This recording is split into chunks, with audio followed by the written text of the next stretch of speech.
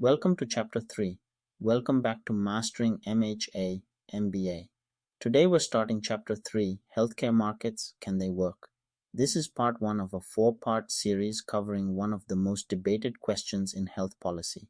This video is based on Henderson, J.W. 2023, Health Economics and Policy, 8th edition, Chapter 3. Can market forces actually work in medicine? Or is healthcare fundamentally different from other goods? This chapter gives you the economic tools to form your own conclusions.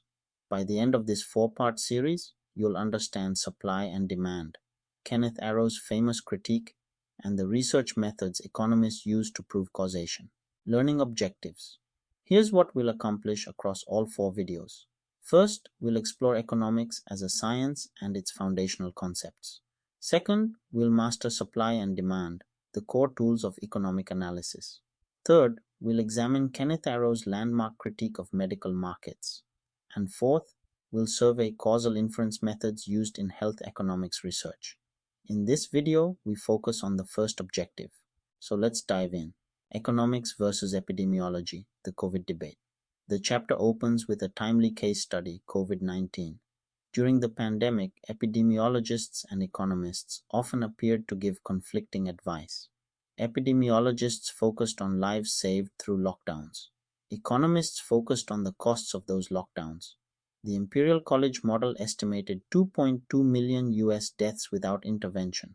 Social distancing could cut that by 50%. But at what economic cost? Value of a statistical life. Economists use a concept called the value of a statistical life to quantify benefits. The EPA estimates VSL between $4.5 and $11.5 million.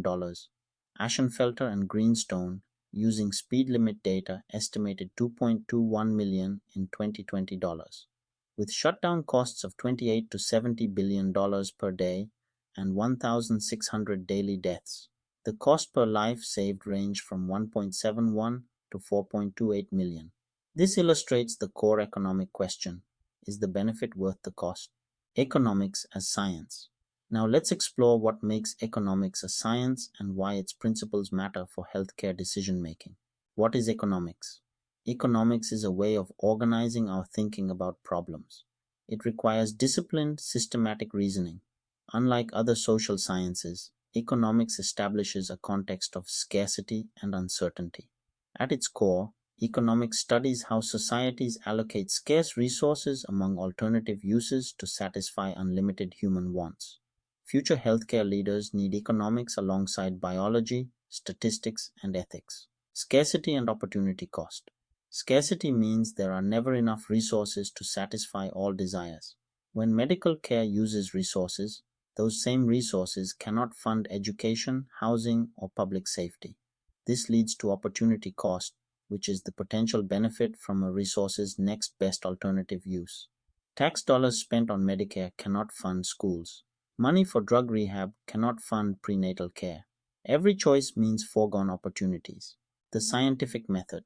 Economics follows the scientific method with 5 steps.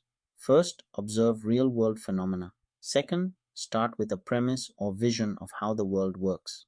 Third, develop a theory to explain or predict behavior. Fourth, formulate a testable hypothesis.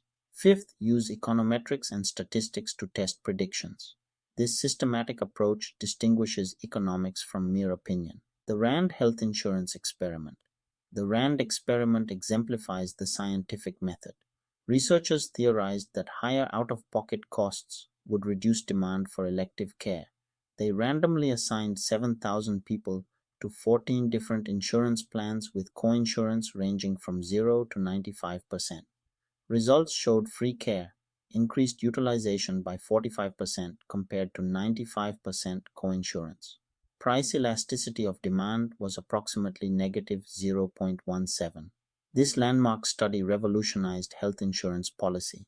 Critical assumptions. Economic models rest on key assumptions. First, rational behavior means decision makers act purposefully to achieve objectives. Second, self-interest motivates decisions. People use resources to advance their own well-being. Third, rational ignorance recognizes that information gathering has costs. Sometimes the cost of more information exceeds its value. These assumptions create a consistent framework for analysis. Friedman's no free lunch. Milton Friedman famously said there's no such thing as a free lunch. Even when someone buys your lunch, resources were still consumed. This captures two essential economic truths. First, everything has an opportunity cost. Second, incentives matter. Human behavior responds to rewards and penalties. If you want people to economize, they must personally benefit from doing so. These two principles explain nearly all economic behavior. Let's wrap up. Let's recap what we covered. Economics is a science with systematic methods for testing hypotheses. Scarcity forces trade-offs, and opportunity cost captures what we give up. The Rand experiment proved that prices affect healthcare utilization. And Friedman's two principles, opportunity cost and incentives, explain most economic behavior. In the next video, we'll dive into game theory and supply and demand. These are the core analytical tools you'll use throughout your career. See you there.